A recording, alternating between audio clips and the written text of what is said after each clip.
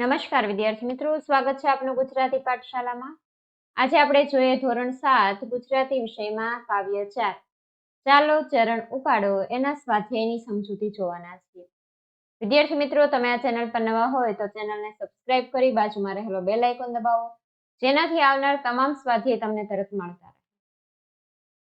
જોઈએ આપણે સ્વાધ્યાયમાં પહેલા આપેલું છે વાતચીત. આ કાવ્યની કઈ પંક્તિ સાંભળવી તમને ગમી, શા માટે?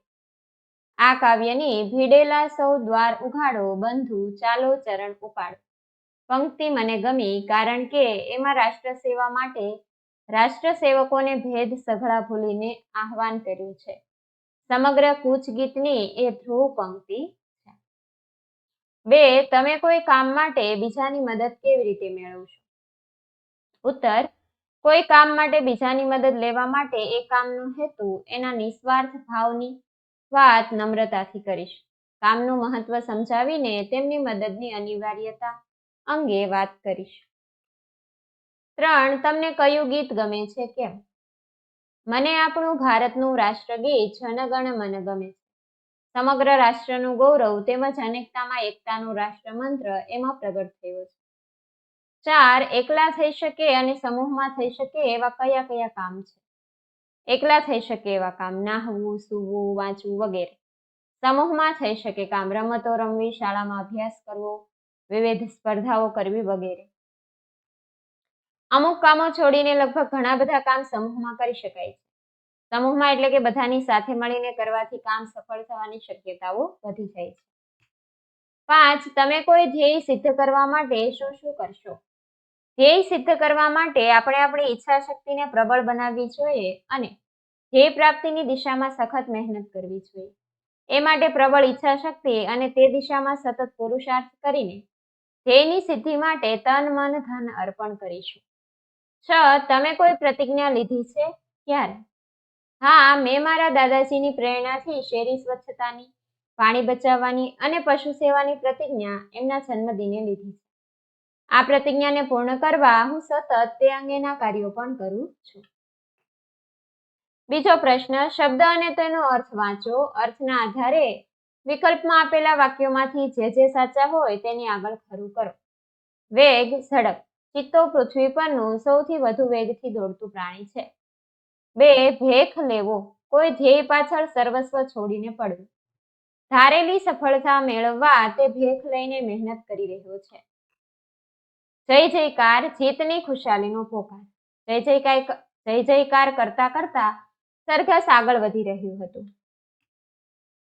ઉદાહરણ મુજબના શબ્દો શોધીને લખો અને વાક્ય પ્રયોગ કરો.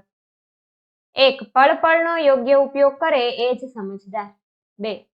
નાની નાની વાતોમાં ટકટક કરવાથી કામ બગડે. 3. મમ્મીનો ઠપકો સાંભળીને નેહાની આંખમાં ટપ ટપ આંસુ સર્યા. 4. અંધારી રાતે ડરપોક મેહુલને ધક થવા લાગી. 5. બિલાડી ચટ ખીર ચાટી ગઈ. 6. મુન્ની ગટગટ દૂધ પી ગઈ. 4. કૌંસમાં આપેલા શબ્દોનો યોગ્ય ઉપયોગ કરી નીચેના વાક્યો પૂરા કરો. 1. સફળતા મેળવવા અવિરત મથવું જોઈએ. 2. ધ્રુવના તારાનું સ્થાન અવિચલ છે. 3. મજબૂત મનોબળ ધરાવતી વ્યક્તિ માટે કોઈ જ કામ અશક્ય નથી. 4. મન અશક્ત હોય તો શારીરિક બળ એકલું શું કરે? 5. અડગ મનના માનવીને હિમાલય નડતો નથી. 5. કૌંસમાંથી યોગ્ય શબ્દ પસંદ કરીને મૂકો. ચાલો ચરણ ઉપાડો, છો ને પર્વત આડો. ચાલો ચરણ ઉપાડો, સાથે પગલા માંડો. ચાલો ચરણ ઉપાડો, કૂદી જઈએ ખાડો. ચાલો ચરણ ઉપાડો, છો ને ઊંચી વાડો. ચાલો ચરણ ઉપાડો, દોડો રાતને દાડો. ચાલો ચરણ ઉપાડો, ડરાવે નહીં કોતરાડો. ચાલો ચરણ ઉપાડો. પ્રશ્ન નંબર 6. ઉદાહરણ મુજબના વાક્યો બનાવીને લખો. ચાલો જમી લઈએ, ચાલો કસરત કરી લઈએ. ઉત્તર: ચાલો રમત રમીએ, ચાલો સાથે ફરવા જઈએ, ચાલો બેઠા બેઠા પ્રાર્થના કરીએ, ચાલો વૃક્ષો વાવીએ, ચાલો હવે ગૃહ કાર્ય કરીએ. 7. વાક્યની શરૂઆત ચાલો, દોડો, કહો, બોલો, જુઓ, ઉઠો જેવા શબ્દોથી કરો. શ્વાસ ભરીને દોડવા લાગો. ચાલો શ્વાસ ભરીને દોડવા લાગો. ઉઠો, શ્વાસ ભરીને દોડવા લાગો. બીજામાં ચાલો ધ્યાન આપીને વાંચવા લાગો. જુઓ, ધ્યાન આપીને વાંચવા લાગો. દોડો, સામેના મકાનમાં આગ લાગી. ઉઠો, સામેના મકાનમાં આગ લાગી. 4. કહો, ડુંગર કેટલો દૂર છે. જુઓ, ડુંગર કેટલો દૂર છે. 5. કહો, શું જોઈએ છે. બોલો, શું જોઈએ છે. 6. બોલો, ક્યારે આવો છો. કહો, ક્યારે આવો છો. કાવ્ય વાંચો અને પ્રશ્નોના ઉત્તર આપો. 1. રસ્તામાં કેવા કેવા સંકટ આવી શકે. રસ્તામાં કાંટા, કાંકરા, ધોમધકતી રેતી અને ખાડાની ધારે ચાલવા જેવા સંકટો આવી શકે. 2. સંકટની પરિસ્થિતિમાં શું કરવું જોઈએ. સંકટની પરિસ્થિતિમાં આપણે હિંમતથી હારી જવું ન જોઈએ. 3. મુશ્કેલ માર્ગ કાપનારે શી કાળજી રાખવી જોઈએ. મુશ્કેલ માર્ગ કાપનારે સ્વાર્થની ભાવના ન રાખવી જોઈએ. તેણે શિસ્ત, શાંતિ તેમજ સેવાના માર્ગે ચાલવું જોઈએ. 4. પંથ તારો કાપ્યે જા દ્વારા શો સંદેશો આપ્યો છે. પંથ તારો કાપ્યે જા કવિતા દ્વારા કવિએ દરેક પગલે સાવધ રહી પ્રેમાળતા પ્રગટાવવાનો, અંતરને અજવાળવાનો, કાંટા, કાંકરા, ધોમધમતી રેતી અને ખાડાની ધારે ધૈર્ય ધરીને ચાલવાનો, હિંમત ન હારવાનો, સ્વાર્થ સામે ન જોવાનો, શિસ્ત, શાંતિ અને સેવાનો પાઠ સૌને આપવાનો સંદેશો આપ્યો છે. 9. 5 અક્ષરવાળા જોડાક્ષર ધરાવતા શબ્દોની યાદી તૈયાર કરો અને તેનું ઉચ્ચારણ કરો.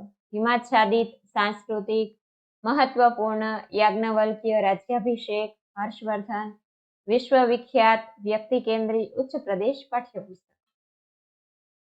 10. ઉપરની યાદીમાંથી કોઈ પણ 5 શબ્દોનો ઉપયોગ કરી 5 વાક્યો લખો. 1. હિમાચ્છાદિત પ્રદેશમાં ભારે હિમવર્ષા થઈ. 2. શાળાના સાંસ્કૃતિક કાર્યક્રમમાં તમને આમંત્રણ છે. 3. આખો પ્રસંગ આમ તો વ્યક્તિ કેન્દ્રી જ રહ્યો છે. 4. મારા મિત્ર હર્ષવર્ધન વ્યાકરણ શાસ્ત્રી છે. 5. ગામના મહત્વપૂર્ણ કાર્યોને પ્રથમ પસંદગી આપવામાં આવી. 11. કૌંસમાં આપેલ શબ્દોમાંથી યોગ્ય શબ્દ પસંદ કરી પ્રશ્ન વાક્ય બનાવો. 1. શાળામાંથી જાન્યુઆરી મહિનામાં પ્રવાસે જઈશું. ઉત્તર: શાળામાંથી ક્યારે પ્રવાસે જઈશું. 2. મમ્મીના જન્મદિવસે દીકરીએ ભેટ આપી. ઉત્તર: મમ્મીના જન્મદિવસે કોણે ભેટ આપી. 3.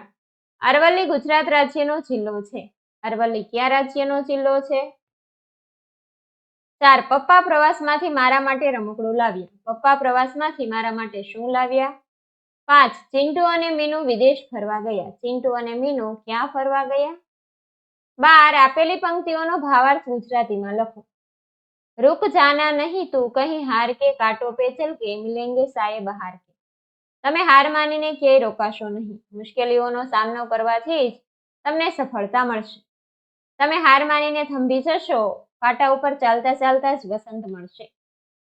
બીજું, એક રાસ્તા હૈ જિંદગી જો થમ ગઈ તો કુછ નહીં, ये कदम किसी मुकाम पे जो जम गए तो कुछ नहीं.